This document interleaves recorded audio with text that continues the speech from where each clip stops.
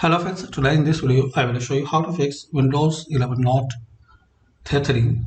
So guys, to resolve this problem, click on Start. Now here type Device Manager.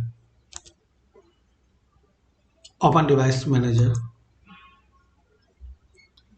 Now expand Network Adapters. This one. Now right click on Network Adapter. Then click on Update Driver. Now select Browse My Computer for drivers.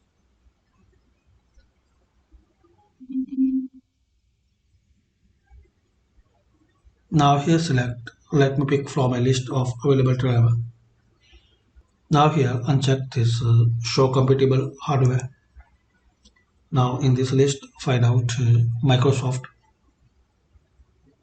So select Microsoft. Now in this list you have to find out this USB RNDIS adapter. Select it and click on next and click on yes. Guys, actually I'm not updating this driver because I have proper. But in case if you are facing problem or error, so you can try this method. You can click on yes and you can update your driver. And after, guys, restart your PC or laptop. So hopefully guys, using this simple and easy steps you can fix and we can resolve